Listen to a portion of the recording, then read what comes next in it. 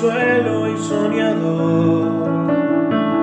Adalid de nuestro orgullo nacional, resuena de sur a norte, de los Andes hasta el mar, tu virtud y libertad. Hubo gloria antes de desdén, paradójico final, se disculpa nuestro pueblo general.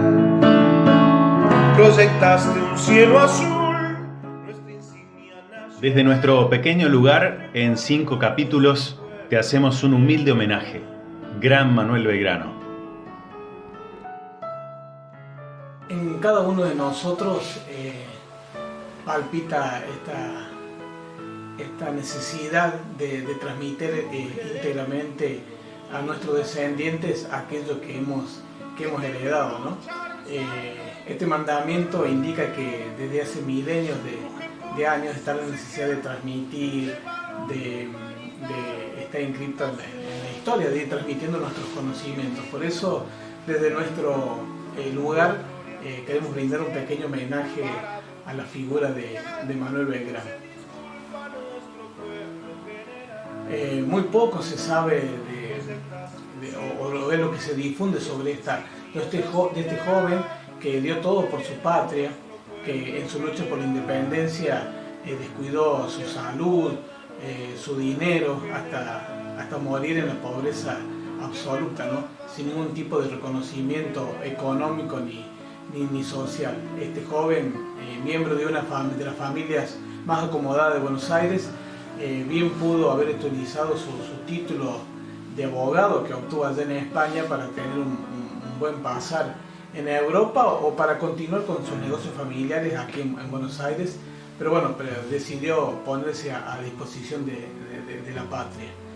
No solamente nos legó la bandera, sino innumerables ideas, planificaciones y acciones para que seamos un gran país.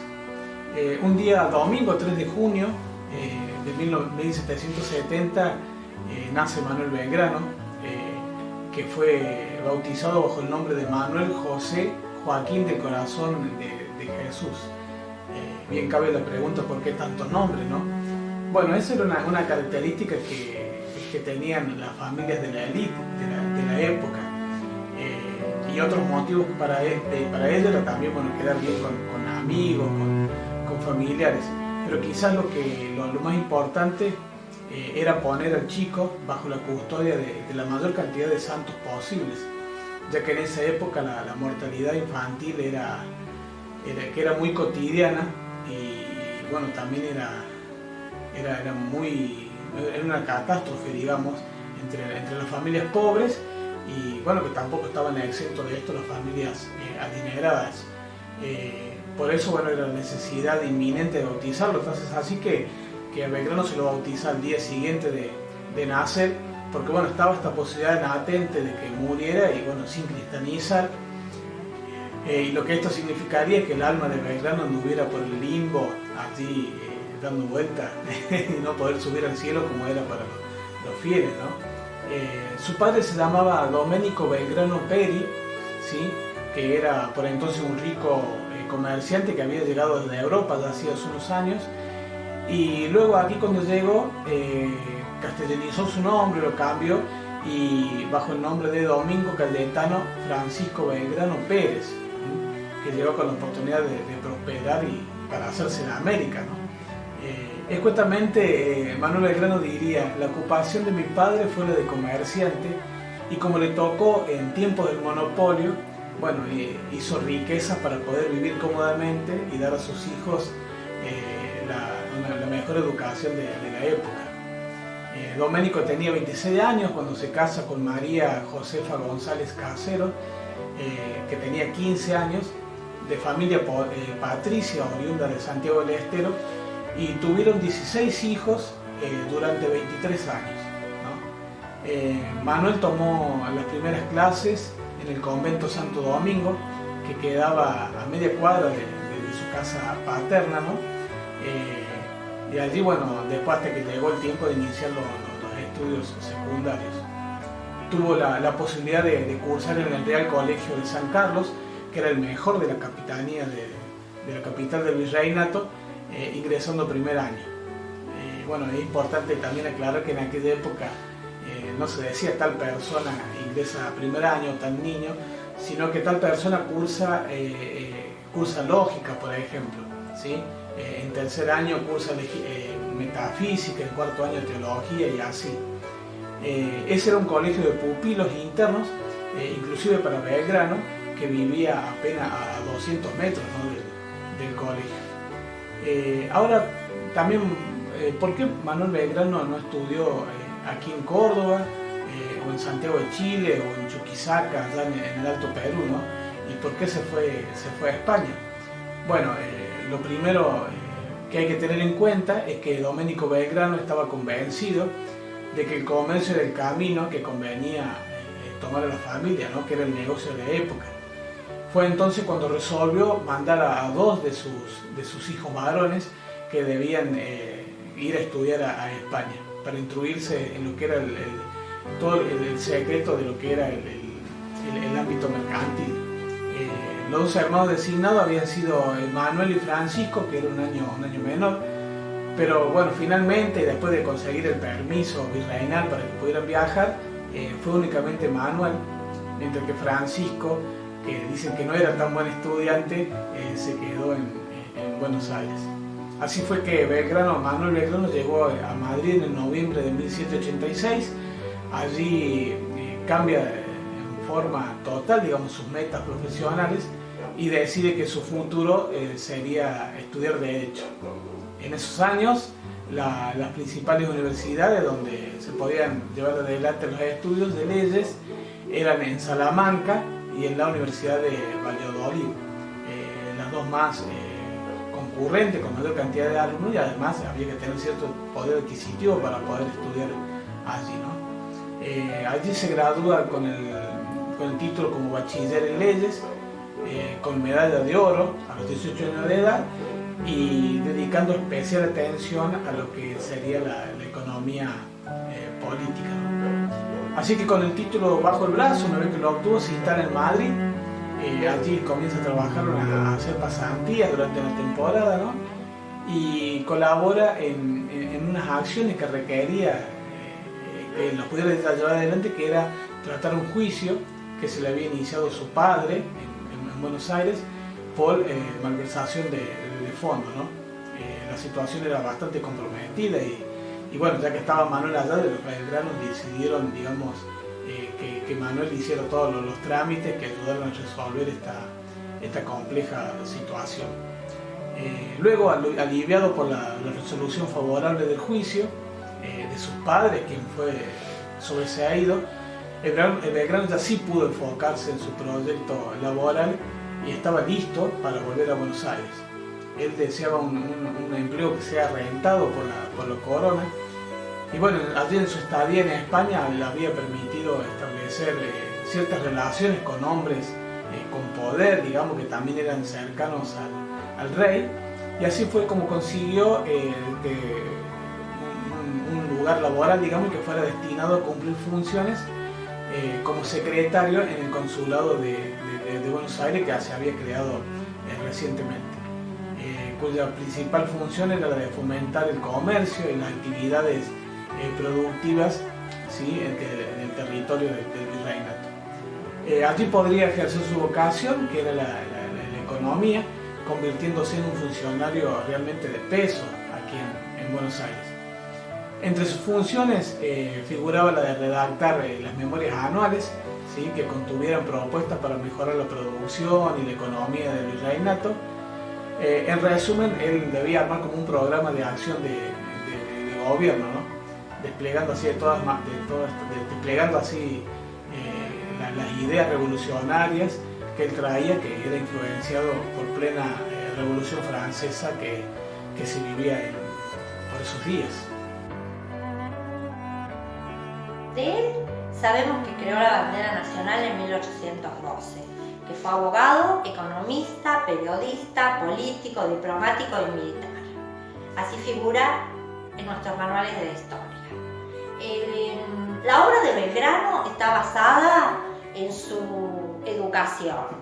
Como ya sabemos, él se educó en España, con una influencia de la Revolución Francesa en Europa, contacto con economistas, con las juntas españolas. Es más, él fue el primer economista venido de aquellas tierras.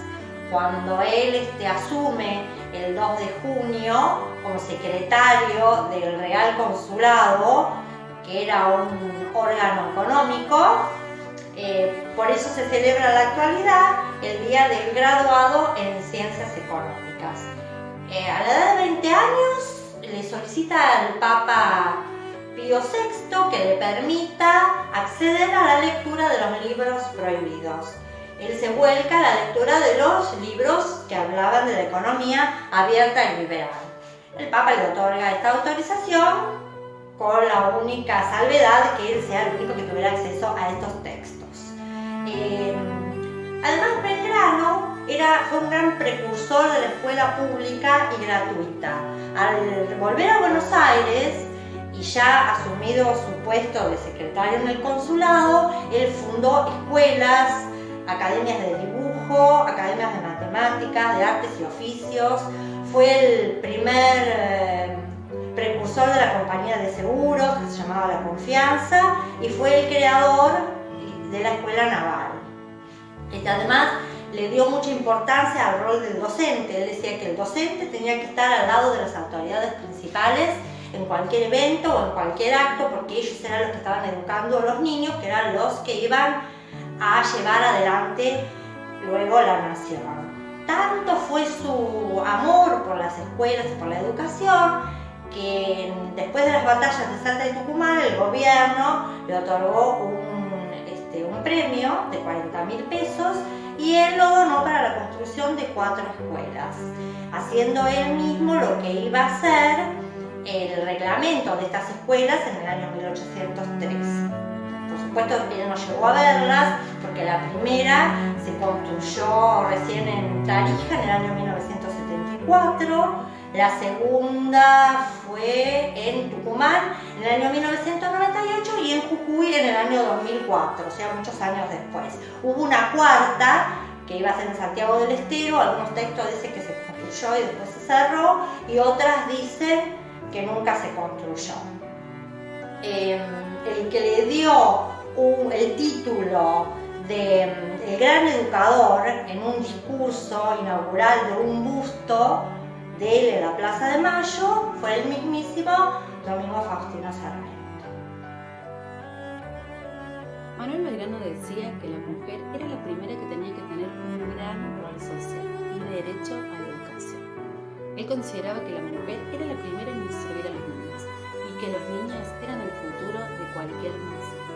Si Manuel Belgrano estuviese en nuestros días, sin duda haría hincapié en 2 términos: economía y educación. Lo social se desprende de la economía y de la educación, que son 2 valores que se tienen que tener bien en claro para construir una nación. Con una buena economía y educación, seguramente tendremos una muy buena nación.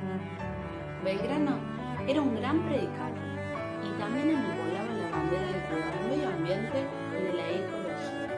En el siglo XVIII fue el fundador de una escuela de agricultura para jóvenes labradores.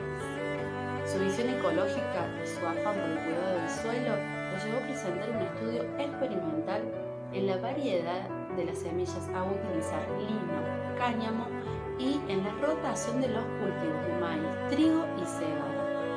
Una teoría que en estos años es muy común, pero en aquellos era muy asombrosa. Lo pienso como un gran promotor de la educación, un libre pensador y un obsesionado en alcanzar la soberanía para nuestra nación. Trabajar como docente durante tantos años en una escuela que lleva el nombre de nuestro general Manuel Belgrano es sentir que ya he cumplido con mi patria.